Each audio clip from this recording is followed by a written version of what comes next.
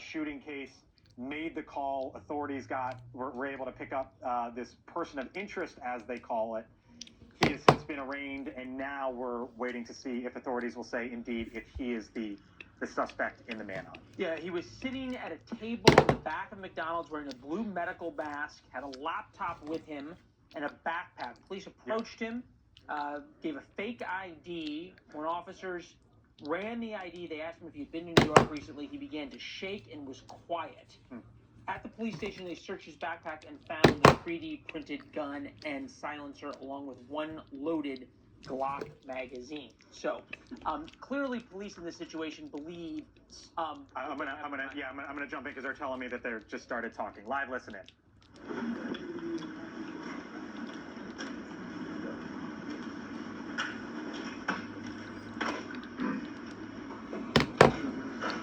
Good afternoon, everybody. My name is Deputy Chief Derek Swope of the Altoona Police Department. Today we're going to go through an incident that occurred in the city of Altoona.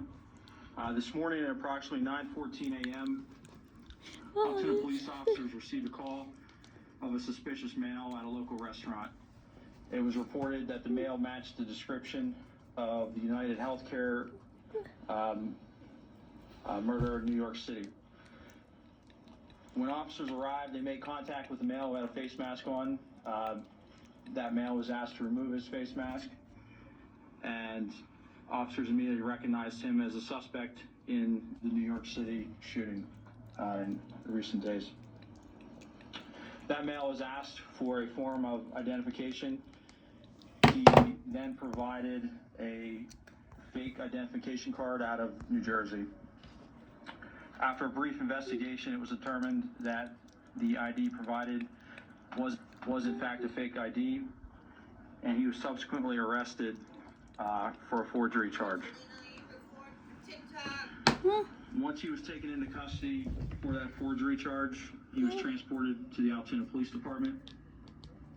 Once at the Altoona Police Department, that male was searched instant to arrest. It was discovered that he had a United States passport that identified him as, Luigi Mangione. From there, continued search of his property. A firearm was located, and a suppressor was also located. There were also other items of evidentiary value that were located that would assist in this investigation. At this time, I'm going to turn it over to Governor Shapiro for some words.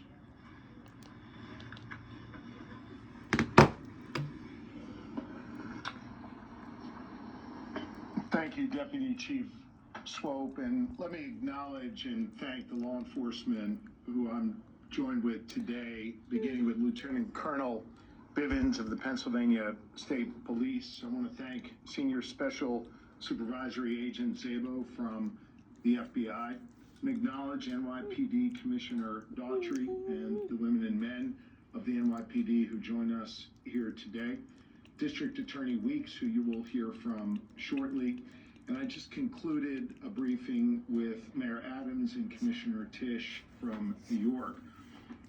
I want to begin by thanking our fellow Pennsylvania resident who acted as a hero today. Pennsylvania resident saw something early this morning at McDonald's and said something to our local police. Our local police here in Altoona acted swiftly. I want to say a special thanks to Officer Tyler Fry of the Altoona Police Department. Officer Fry is about 6 months into his time serving his fellow people here in Pennsylvania, and he acted swiftly. He acted with smarts, and he acted with calm. You know, safety often turns on the strength of the relationship between the community and law enforcement. We have that strong relationship here in Altoona, and it was proven here today. I want to ask all of our fellow Pennsylvanians to demonstrate the same type of thoughtfulness and courage and smarts as the individual at McDonald's did this morning, and help law enforcement here in Pennsylvania as we continue with our investigation. You'll see photos of the suspect who is here. And you should know that this suspect traveled between Philadelphia and Pittsburgh, making stops in between, obviously here in Altoona. I want to ask all of our fellow Pennsylvanians to help us with any tips that they might have by contacting us at 800-4PA-TIPS. Again, that number is 800-4PA-TIPS. The suspect was just arraigned here in the courthouse, and presumably New York will file charges very, very soon. That process will continue to play out, and justice will be delivered in this case. This case is hinged on attention. In fact, the attention in this case and the killing of Brian Thompson was helpful, no doubt, in allowing us to capture this killer, in alerting that individual at McDonald's this morning, and then having that individual contact police. But some attention in this case, especially online, has been deeply disturbing, as some have looked to celebrate instead of condemning this killer. Brian Thompson was a father to two. He was a husband, and he was a friend to many. And yes, he was the CEO of a health insurance company. In America, we do not kill people in cold blood to resolve policy differences or express a viewpoint. I understand people have real frustration with our healthcare system, and I have worked to address that throughout my career. But I have no tolerance, nor should anyone, for one man using an illegal ghost gun to murder someone because he thinks his opinion matters most. In a civil society, we are all less safe when ideologues engage in vigilante justice. In some dark corners, this killer is being hailed as a hero. Hear me on this. He is no hero. The real hero in this story is the person who called 911 at McDonald's this morning.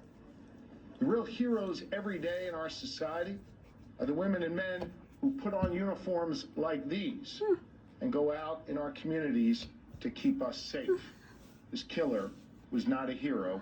He should not be hailed. Mr. Thompson, I understand, was laid to rest earlier today in Minnesota in a private setting. As the conversation continues about this case, let's be mindful not to dehumanize him and make him just an avatar of a system that is disliked by many. He was a father, he was a husband, and he did not deserve to die like this on a sidewalk in New York City. I again want to thank all law enforcement who's present here this evening. Law enforcement works best when it works together. In this case, you have the New York Police Department working together with the Altoona Police Department, working together with our Pennsylvania State Police and our partners at the federal level as well. Everyone came together to solve this case and keep the public safe. I again want to ask my fellow Pennsylvanians, if you have any information regarding this suspect or his travels throughout Pennsylvania, please share those tips with us immediately. And with that, I want to thank District Attorney Weeks for his important work today and invite him to the microphone to say a few words. Thank you, Governor Shapiro. Good evening, everyone. I would echo the governor's sentiments. Law enforcement does work at its best when they work together.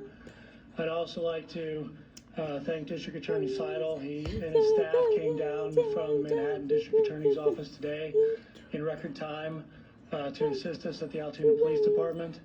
And as the governor stated, the state police, the Altoona Police Department, the FBI, the New York City Police Department, Logan Township Police Department, the Blair County Sheriff's Department, and other agencies all worked together today to do what needed to be done to seek justice.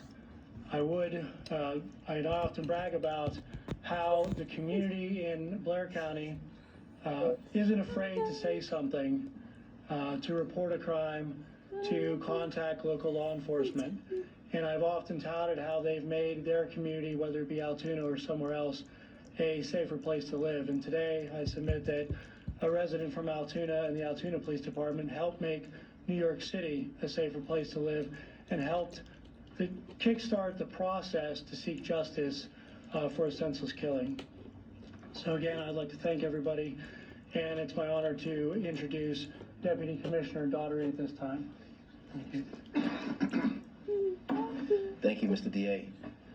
On behalf of the New York City Mayor Eric Adams, my boss, Police Commissioner Jessica Tisch, wants to extend once again the appreciation to the Altoona Police Department, to your leadership team, the federals, state, local authorities, and especially to the customer at the McDonald's that seen something, says something, to the McDonald's employee that called 911 and reported this individual inside of their restaurant.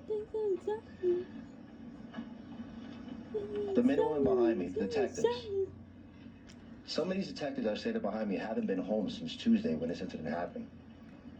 They've been working this case tirelessly around the clock. And when they got that phone call, immediately they jumped in their car, the police car, and raced down here to go see if this was the individual that they were looking for. It's on TV. That's dedication.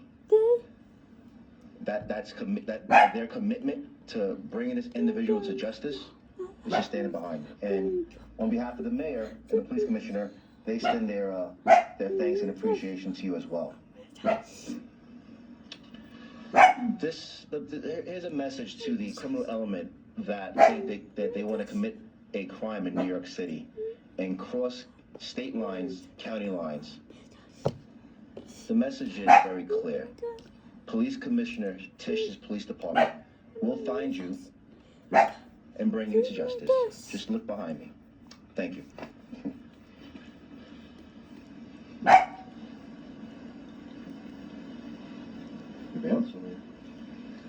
I think with that, we'll be happy to try and take a few questions. Question, I guess maybe for the local version about the arrest specifically today. I don't know who that would be. I guess I'm curious if we could hear a little bit more about the dynamics, if you could step to the podium, sir. Could hear a little bit more about the dynamics inside that McDonald's. I know there was some detail in the affidavit about what happened when the individual was asked if he'd been to New York. Could you speak a little bit to his demeanor and how that played out? Sure. So it was a peaceful arrest, first and foremost. The officer quickly recognized the male as the suspect from the shooting. And within several minutes, seconds of the first contact, he had asked the suspect if he had been in New York City recently. And that really invoked a physical reaction from the suspect. He became visibly nervous, kind of shaking at that question. And he didn't really answer it directly. So that statement alone really said a lot. And the suspect didn't have to say a lot after that question to show that, he was very nervous at that point. Was that the officer that the governor mentioned who's new on the job, who was involved in that? Yes, so Officer Fry is here to my left. Officer Fry, you step this way a little bit. And then his partner that he was with, Officer Joe Detweiler. Officer, could you maybe identify yourself and maybe describe that whole interaction and what played out? Spell your name. Yeah, Patrolman Fry, Tylerfrye. So whenever we got on scene there, we were able to pretty much find where he was at in the restaurant. And as soon as he was wearing a blue medical mask. As soon as we pulled that down, or we asked him to pull it down, me and my partner and I recognized him immediately, just from what we saw in the media with photos, videos. We just didn't even think twice about it. We knew that was our guy, but he was very cooperative with us. Didn't really give us too many issues. once we found out his identity, we took it from there. How did it feel 6 months on the job as a law enforcement officer to be part of, to make this arrest? I can't say I was expecting it by any means, but it feels good to get a guy like that off the street, especially starting my career this way. It fees great. So about his arrest, has he made a statement since his arrest? Has he asked for a lawyer yet? To my knowledge, he hasn't made any statements. How long was he staying in Altoona, and where was he staying, and then was the gun on himself, or was it in like a car somewhere? We are still investigating how long he's been in Altoona. There's still a lot of follow-up to do in this case. Again, the men and women behind me are assisting with that. So we're still looking into it. I'm going to ask Lieutenant Colonel Bivens of the Pennsylvania State Police to address the question you just raised. Thank you. So there are a lot of things that need to be followed up yet in this investigation. Certainly, there were a number of items that were found on his person, in his backpack, that have been inventoried, and we've begun to do an analysis of some of those. There were written documents. There are electronic devices that are in the process of being downloaded. Search warrants are obtained. And so over the next hours and days, those efforts will continue. And we're going to take a closer look at all of the information that we can glean from that regarding his activities up until and during the time of the homicide, his flight from New York. And we know that he has been in Pennsylvania, excuse me, for several days. And so part of that investigation will also focus on trying to retrace his steps. We've already identified businesses, for example, that he frequented in this area and activities that he engaged in. That led us to more evidence. And so all of that is becoming kind of a mountain of evidence that has to be analyzed and looked at. I'm confident we'll have a much better idea of his activities over the past number of days in New York and in Pennsylvania. Additionally, we're also trying to determine that we don't have another actor or an accomplice out there. And so this information will all be used to help us prove or disprove whether that exists and whether there were any other intended targets. So a lot of questions that are out there that are unanswered yet, but we have a lot of information that we can examine that hopefully will give us some of those pieces of data that we need. You asked, or someone asked about the interview. He was initially cooperative. He is not now. And so he has been arraigned and transported and will be securely housed pending the filing of additional charges in New York. Governor Harris, you mentioned that he was in Pittsburgh at some point. Is that correct? What Yes. do you know about that time in Pittsburgh? We're not going to get into any more details at this time. We would like to hear from any Pennsylvanian or any Pittsburgher who had any sightings or any dealings with the individual. That's why I specifically asked for anyone with tips to share that with us. The extradition to New York, how does that process work? I know that you had your piece here, but what happens with the New York market? And how long does it take? Thank you. So that answer depends. Once the charging documents are filed in the state of New York, we will file a fugitive justice complaint against the defendant. He'll be brought before a common pleas judge shortly thereafter, and the defendant will be presented with the option to waive his extradition or to contest his extradition. If he waives his extradition, we of course will make him available to the NYPD and the Manhattan District Attorney's Office as soon as we're able to arrange his transportation there. If he contests it, that process typically takes between 30 and 45 days to do the requisite paperwork, but we do that all the time in our office, and that's kind of a normal procedure. The matter of the backpack itself right now, the backpack itself, you had the one that was in New York. Do we know if that's the same one that he had at the time of the shooting there, or is this backpack that he had here one that he may have acquired? And the findings inside, the silencer and cash, some foreign currency as well, is that correct? I'll defer to someone else. I'm not going to speculate on any of the interpretation of the evidence. I'm going to rely on the officers doing the investigation to complete that and reach their conclusions. That at this point he is a suspect. He is a hit on the United. Can we call him a suspect at this point? Obviously, Yes, as we confirmed at his preliminary arraignment, With the permission of District Attorney Seidel, we expect charges to be filed forthwith. And obviously, that I'm not going to speculate on that timing, but tonight or tomorrow or sometime in the very near future for homicide. And in terms of your sorry, sir, can I just ask? In terms of the officer's investigation of this case, can you say any more about a suspected possible motive? So at this point, we're not going to comment on that. I mentioned that there is a lot of information to go through. Certainly everything has been or will be shared with NYPD, but there is other information that really doesn't even pertain to that investigation. That, again, focuses more on his activities here in Pennsylvania and other travels. So all of that hopefully will shine more light on it. There is some information that gives us some insight